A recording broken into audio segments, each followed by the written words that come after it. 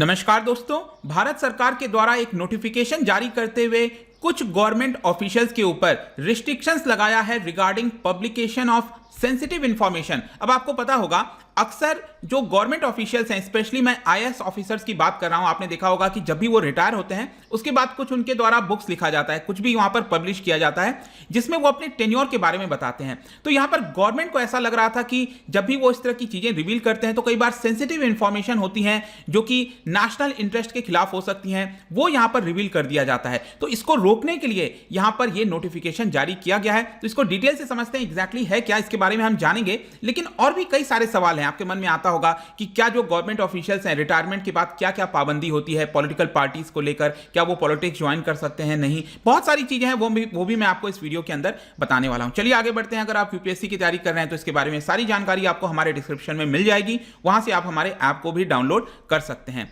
Exactly हुआ क्या है, देखिए सेंट्रल गवर्नमेंट ने अमेंड किया है pension rules for civil servant, मतलब कि रिटायरमेंट के बाद जो भी पेंशन से रिलेटेड रूल्स हैं उसके अंदर चेंजेस किया गया है, जिसके तहत यहां पर प्रोहिबिट कर दिया गया है, रिस्ट्रिक्ट कर दिया गया है कि जो भी ऑफिशियल्स हैं, आईएएस ऑफिसर से लेकर जो भी ऑफिशियल्स हैं, इंटेलिजेंस और सिक्योरिटी रिलेटेड ऑर्गेनाइजेशंस में, भारत सरकार के अंदर बहुत सारे डिपार्टमेंट्स हैं, ऑर्गेनाइजेशंस हैं जो कि रिलेट करता है इंटेलिजेंस सर्विसेज से, सिक्योरिटी सर्विसेज से, तो उसके अंदर जो ऑफिशियल्स हैं उनके ऊपर पाबंदी लगाई है। सबसे पहले आपको यह याद रखना है, अब जो है वो लोग यहां पर किसी भी प्रकार का इंफॉर्मेशन पब्लिश नहीं कर सकेंगे without clearance from the competent authority. मतलब कि रिटायरमेंट के बाद जब भी उनको कुछ लिखना है, पब्लिश करना है, तो जिस अथॉरिटी में, जिस ऑर्गेनाइजेशन में उन्होंने काम किया, उनसे पहले परमिशन लेना होगा, उनके हेड से परमिशन लेना होगा, तभी वो अब चीजों को पब्लिश कर सकते हैं इस अमेंडमेंट के मुताबिक।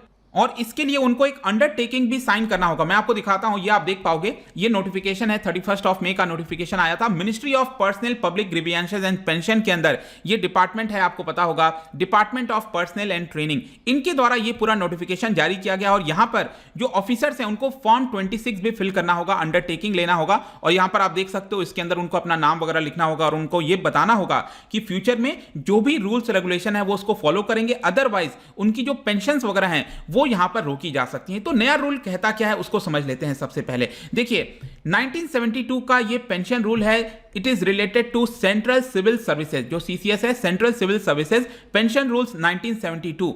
इसके अंदर आपको मिलेगा रूल 83A, इसको अमेंड किया गया है। और इस अमेंडमेंट के accordingly These officials will not be allowed to write anything without permission। मतलब अब उनको पूरी तरह से पाबंदी लगा दी गई है कि जब भी वो लिखेंगे सबसे पहले उनको परमिशन लेना है, चाहे न्यूज़पेपर हो गया, बुक हो गया, कुछ भी है, जहां पर भी वो पब्लिश करने वाले हैं उसके पहले अपने ऑर्गेनाइजेशन से। और इसके बारे में डिटेल से अगर आपको पढ़ना है तो ये मैंने पूरा लिख दिया है, जिसके अंदर यहां पर बताया गया है कि जिस ऑर्गेनाइजेशन में उन्होंने काम किया है, सपोज उन्होंने रिसर्च एंड एनालिस्ट विंग के अंदर काम किया है, RAW, ठीक है, RAW, तो इसके अंदर जो हेड है उनसे परमिशन लेना होगा कि क्या वो पब्लिश कर सकते हैं कि नहीं रिटायरमेंट के बाद, तभी वो पब्लिश कर पाएंगे। लेकिन क्वेश्चन ये भी आता है आपके मन में कि कौन कौन से डिपार्टमेंट्स की हम बात कर रहे हैं। तो आपको पता होगा RTI एक्ट के अंदर कुछ ऑर्गेनाइजेशंस को कवर किया गया है, जिसमें जब आप RTI फाइल करते हो तो वहां से आपको इंफॉर्मेशन नहीं दी जाती है नेशनल सिक्योरिटी को देखते हुए, आई एम श्योर आपको पता होगा। तो उसके अंदर टोटल 26 ऑर्गेनाइजेशंस शामिल हैं। तो 26 में से कुछ इंपॉर्टेंट हैं जो आप नाम देख सकते हो, जैसे IB हो गया, इंटेलिजेंस ब्यूरो, रॉ हो गया, डायरेक्टरेट ऑफ रेवेन्यू इंटेलिजेंस हो गया, CBI, NCB, BSF, इससे रिलेटेड जितने भी ऑफिशियल्स हैं उनके ऊपर यहां पर पाबंदी लगेगी, रेस्ट्रिक्शंस लगेगा। लेकिन क्वेश्चन ये आता है कि अभी तक क्या ऐसा कुछ नहीं था। मतलब जाहिर सी बात है, अगर गवर्नमेंट जो है, अगर नेशनल सिक्योरिटी से रिलेटेड कोई चीज है, क्या अभी तक ऐसी चीजें नहीं थी? बिल्कुल थी, मैं आपको बता दूं। इनफैक्ट यहां पर already they were subject to the conduct after retirement.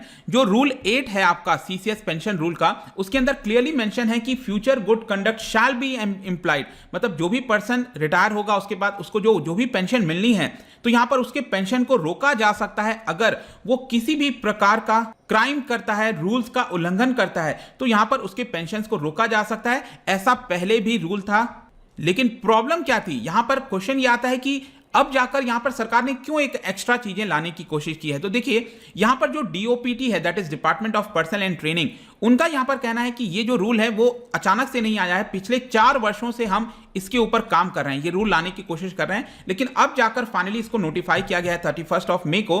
Basically इसका मेन मकसद ये था कि पिछले कुछ समय पे हमें देखने को मिला है कि बहुत सारे जो ऑफिसर्स हैं, स्पेशली आईएएस ऑफिसर्स और कई सारे जो लोग हैं आईएएस आईपीएस, वो एक बुक लिख देते हैं, अक्सर आपने देखा होगा, और अक्सर यही माना जाता है कि आपका जो सर्विस है वो अधूरा है जब तक आपने बुक नहीं लिखा है। मतलब ज्यादातर आपको देखने को मिलेगा जितने आईएएस ऑफिसर्स वगैरह हैं सब वहां पर बुक लिखते हैं, और कई बार ऐसी सेंसिटिव चीजें, कुछ ऐसी चीजें बता दी जाती हैं, ऐसा सरकार का कहना है, जिसको लेकर सरकार ने कहा है कि अब उनके ऊपर रिस्ट्रिक्शंस लगा है कुछ डिपार्टमेंट्स में। ये जो 26 डिपार्टमेंट्स हैं स्पेसिफिकली यहां पर मेंशन कर दिया गया है कि अगर अब आप कुछ भी उल्लंघन करोगे तो पेंशन्स वगैरह जैसी चीजें जो हम रोक सकते हैं, यही एक्चुअली सजा है। सजा क्या हो सकती है? ज्यादा से ज्यादा यही कर सकते हैं कि पेंशन हो गया उसको कम कर देना, या फिर टेन्योर कम कर देना, इसी तरह की जो डायरेक्टिव्स है वो आपका पास किया जा सकता है।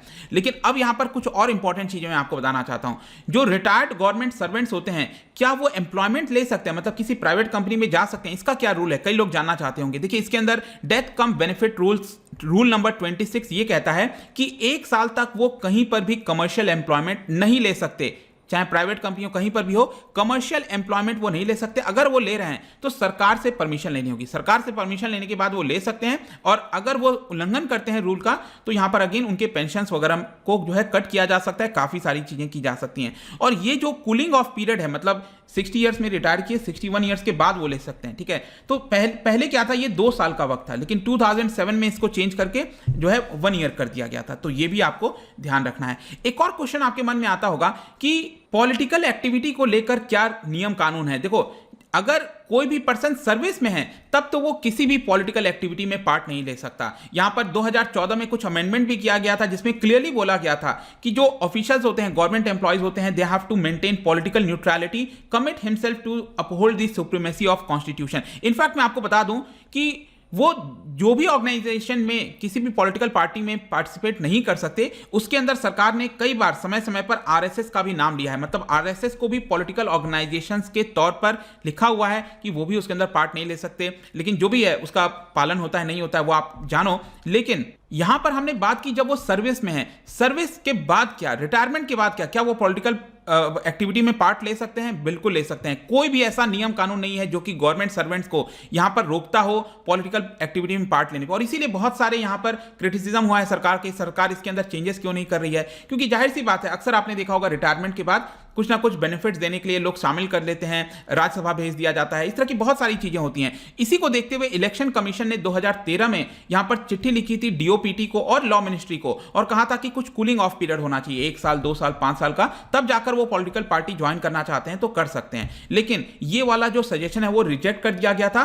और ये तर्क दिया जा रहा था कि ये आर्टिकल 14 के खिलाफ होगा, मतलब जो राइट टू इक्वालिटी है कॉन्स्टिट्यूशन के अंदर उसके खिलाफ होगा, और ये अप्रोप्रिएट नहीं है, फीजिबल नहीं है, ऐसा जो है सरकार का कहना था।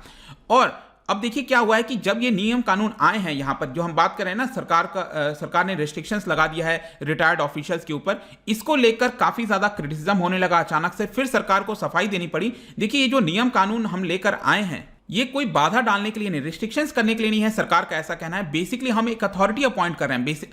अब क्या होगा कि जो गवर्नमेंट ऑफिशियल्स होंगे वो डायरेक्टली कांटेक्ट कर सकेंगे अपने ऑर्गेनाइजेशन से, अपना जो प्रीवियस ऑर्गेनाइजेशन जहां पर उन्होंने काम किया है, तो अब डायरेक्टली कांटेक्ट कर लो, वहां से परमिशन ले लो और फिर आप चाहो तो पब्लिश कर दो। ऐसा यहां पर सरकार का कहना है कि हम तो एक फॉर्मल बॉडी बनाने की यहां पर कोशिश कर रहे हैं। तो ये पूरा वीडियो था दोस्तों, जिसको लेकर काफी चर्चा हो रही थी कि सरकार ने रिस्ट्रिक्शंस लगाया है गवर्नमेंट ऑफिशियल्स के ऊपर। जाने से पहले एक इंटरेस्टिंग क्वेश्चन आपके लेकर आया हूं।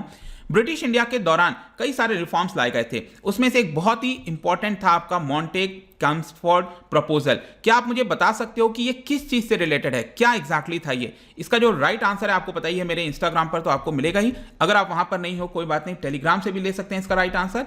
मैं कई सारे एमसीक्यूज यहां पर डालता रहता हूं स्टोरीज के फॉर्म में, आप जाकर प्ले कर सकते हो। अगर आपको पीडीएफ चाहिए, बाकी सोशल मीडियाज पर भी आप मुझसे जुड़ सकते हैं, टेलीग्राम पर आ सकते हैं। और अगर आपको इकोनॉमिक्स पढ़ना है, कोई भी प्रिपरेशन करनी है एग्जाम की, तो आप ऐप को डाउनलोड करिए। तो आई होप कि ये वीडियो आपको पसंद आया होगा। मिलता हूं आपसे next time. Till then, thank you very much, see you soon.